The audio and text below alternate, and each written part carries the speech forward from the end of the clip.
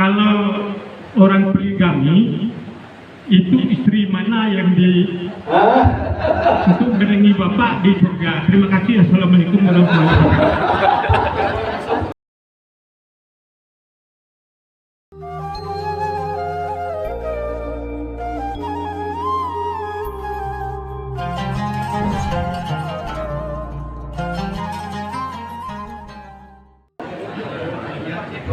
Assalamualaikum warahmatullahi wabarakatuh. Saya langsung saja bertanya kepada Pak Ustadz. Yang menarik yang kami baris bawahi itu masalah surga dan neraka. Hampir sama pertanyaan yang pertama tadi. Tapi yang saya tanyakan, di surga itu sangat mewah, diantaranya kita didampingi oleh bidadari. Tapi bagi bapak-bapak, bagi ibu-ibu tidak pernah kita dengarkan didampingi oleh peredaran. Itu satu. Yang kedua, seandainya untuk kita baik masuk surga, ini pertanyaan titipan, Pak.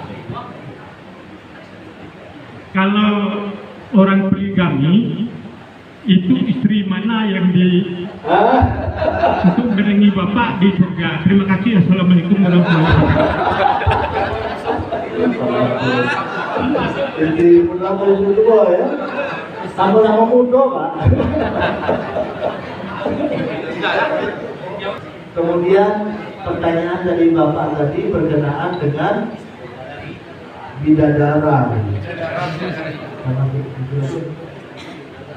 Oh gitu. Yang tua apa yang muda? Nah, dalam hal ini Allah memberikan tabiat kepada laki-laki dan perempuan itu beda. Tabiatnya laki-laki, fitrahnya laki-laki tidak sama dengan fitrahnya perempuan. Fitrahnya laki-laki senangnya motor-motoran, fitrahnya perempuan senangnya bersolek. Ya, fitrahnya laki-laki itu senangnya jalan-jalan misalkan, adventure dan seterusnya. Cewek nggak ada semua. Maka fitrahnya beda.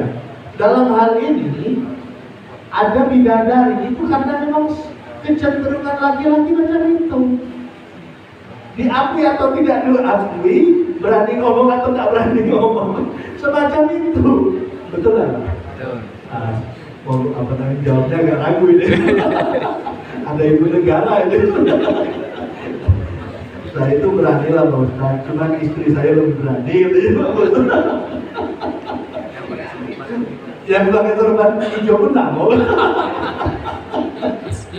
Allah Rabbi. Jadi tabiat atau fitrahnya laki-laki adalah senang dengan poligami, ya, senang dengan kebun. Ibu-ibu senang dengan kebun enggak?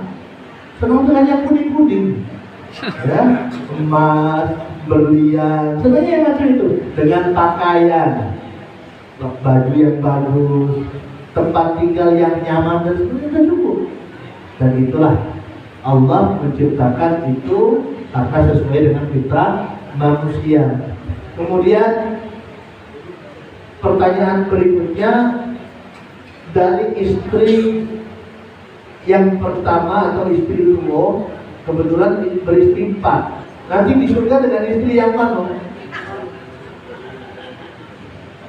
Dengan istri yang amalnya sama atau mendekati sama dengan keluarganya.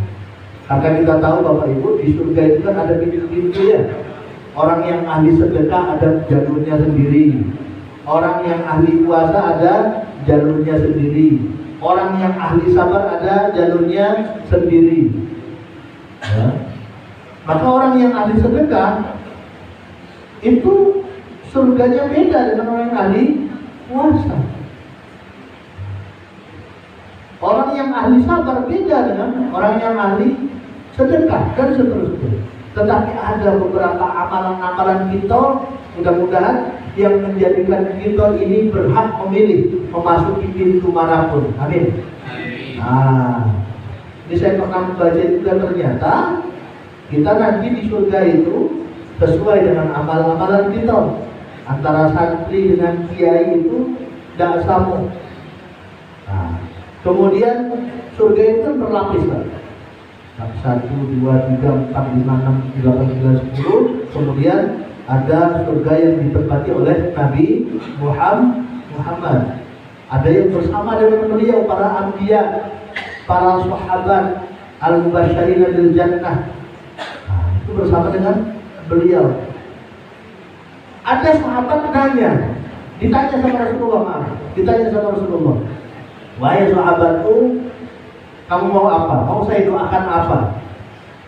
Kemudian dia menjawab, saya cuma pengen ya Rasulullah, saya pengen engkau doakan supaya nanti di surga bersama dengan engkau.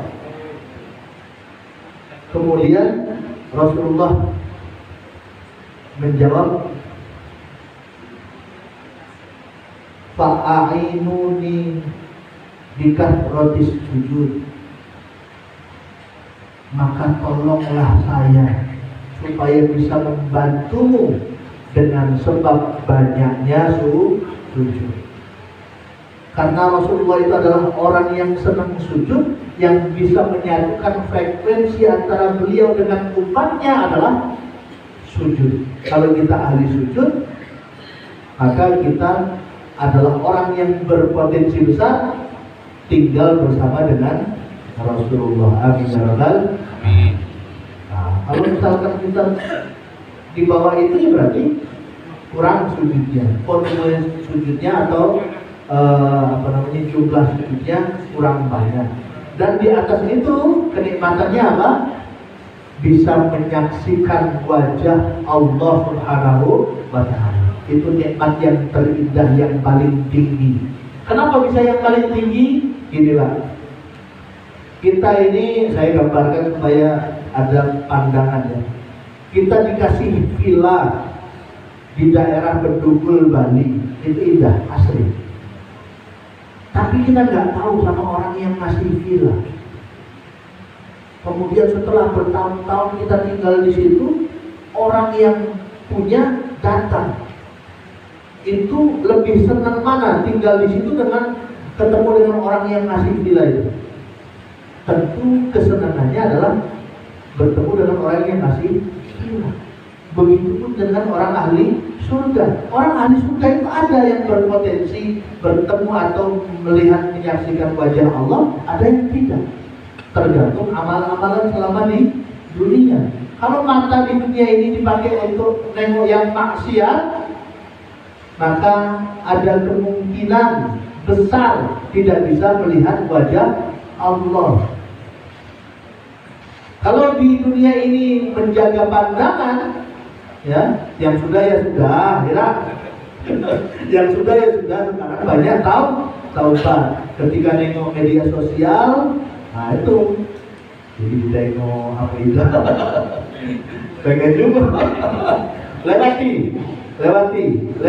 Insya Allah orang yang semacam ini bertaubat, tidak mengulangi lagi, menyesali, maka di kemudian hari akan melihat wajah Allah. Amin ya rabbal alamin.